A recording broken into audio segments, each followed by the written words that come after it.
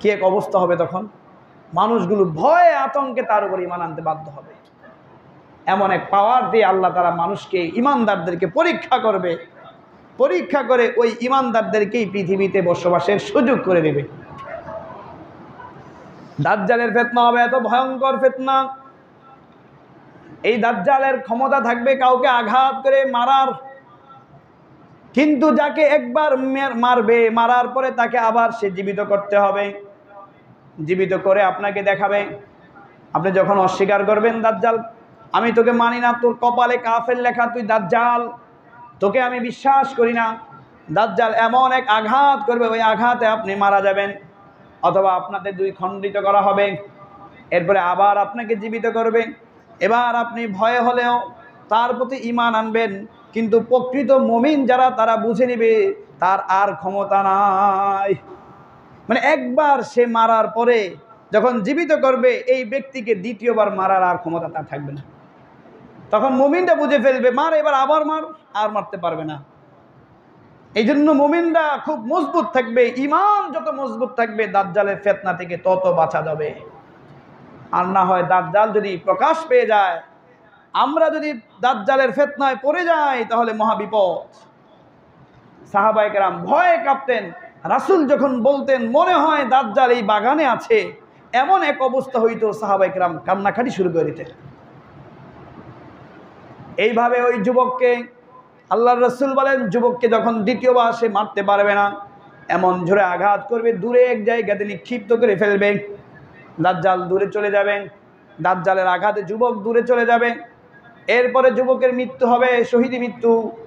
আল্লাহ তাআলা এইভাবে দাজ্জাল দিয়ে পুরো পৃথিবীর ভিতরে ঘুরাইবেন। আল্লাহর রাসূলকে সাহাবায়ে কেরাম প্রশ্ন করলেন, ইয়া রাসূলুল্লাহ, ইয়া হাবিবাল্লাহ, দাজ্জাল পৃথিবীর কোন কোন শহরের ভিতরে প্রবেশ করবে? আল্লাহর নবী বলেন, মক্কা এবং মদিনা ছাড়া পৃথিবীর কোনো জায়গা বাকি থাকবে না যেই জায়গায় দাজ্জাল যাবে না।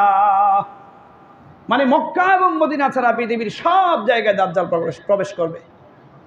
দাজ্জাল পৃথিবীর সব জায়গায় প্রবেশ করবে, কিন্তু মক্কা এবং মদিনার ভিতরে 7টা দরজা থাকবে। ওই 7 দরজায় আল্লাহ প্রত্যেকটা দরজায় 2 জন করে ফেরেশতা দারওয়ান হিসেবে নিযুক্ত করবেন। এই দাজ্জাল ঢুকতে চাইলে আঘাত করবে, কিন্তু ঢুকতে পারবে না। এই জন্য ওই জায়গাটা নিরাপদ, মক্কা এবং মদিনা এটা নিরাপদ দাজ্জালের ফিতনা থেকে। আর বাকি পৃথিবীর সব জায়গায় যাইবে। আল্লাহ রাসূলকে প্রশ্ন করলেন, ইয়া রাসূলুল্লাহ, পৃথিবীর এক প্রান্ত থেকে আরেক প্রান্তে যাইতে কত সময় লাগবে? এভাবে কাজ করতে করতে পৃথিবীর কত সময় লেগে যাবে? আল্লাহ রাসূল বলেন, শোনো, দাজ্জাল এত দ্রুত দৌড়াইবে, দাজ্জাল এত দ্রুত দৌড়াইবে, মেঘ যেমন দ্রুত দৌড়িয়ে এক প্রান্ত থেকে আরেক প্রান্ত চলে যায়, দাজ্জালও এইভাবে মেঘের মতো দ্রুত দৌড়িয়ে এক প্রান্ত থেকে আরেক প্রান্তে চলে যাবে, আর বাতাস তাকে ওইভাবে উড়িয়ে নিয়ে যাবে এক প্রান্ত থেকে আরেক প্রান্তে। আল্লাহ রাসূল বলেন, দাজ্জালের অবস্থাটা হবে এমন, তার প্রথম দিনটা হবে 1 বছরের সমান, দ্বিতীয় দিনটা হবে 1 মাসের সমান, তৃতীয় দিনটা হবে তার 1 সপ্তাহের সমান। এরপরে আস্তে আস্তে তার স্বাভাবিক দিনের মতো হয়ে যাবে, স্বাভাবিক দিনের মতো হয়ে যাবে। দাজ্জালের এই ফিতনা চলতে চলতে চলতে চলতে উপর থেকে আল্লাহ তাআলা 3য় আসমান থেকে তখন ঈসা আলাইহিস সালামকে অবতরণ করাইবেন। এখন মাহদী একদিকে, ঈসা আলাইহিস সালামের সাথে জড়িত হবেন। এই 2 জন একত্র হয়ে দাজ্জালের সাথে লড়াই করবেন। ইমাম মাহদী প্রকাশ পাবে আগে। ইমাম মাহদী ঈসা আলাইহিস সালাম আসার পরে তাদের একটা শক্তি হবে, ওই শক্তি নিয়ে এবার দাজ্জালের বিরুদ্ধে লড়াই করবেন, যুদ্ধ করবেন। আল্লাহ তাআলা আমাদেরকে ইমাম মাহদীর সৈনিক হওয়ার তৌফিক দান করে, বলেন না আমিন। দাজ্জালের ফিতনা থেকে হেফাজত করে, বলেন না আমিন। আমার ভাইয়েরা, ইমাম মাহদী এবং ঈসা আলাইহিস সালাম যৌথভাবে একত্র হয়ে যখন দাজ্জালের বিরুদ্ধে লড়াই করবেন, এখন আসেন ইমাম হযরত ঈসা আলাইহিস সালাম প্রকাশ পাওয়া, আসমান থেকে অবতরণ করা, এটা কিয়ামতের আরো আলামত। এগুলো হলো বড় বড় আলামত। হযরত ঈসা আলাইহিস সালাম আসমানে কিভাবে উঠলেন? আল্লাহ তাআলার কাছে সব উম্মতরাই এবং অধিকাংশ নবীরাই দোয়া করছেন, আল্লাহ, শেষ নবীর এত ফজিলত, ওই শেষ নবীর উম্মতের এত ফজিলত, আমাকে যদি তুমি নবী না বানায়া শেষ নবীর উম্মত বানাইতা, তাহলে তো আমার অনেক ভালো হইতো। আমাকে শেষ নবীর উম্মত বানাও। নবীরা পর্যন্ত দোয়া করেছেন শেষ নবীর উম্মত হইতে।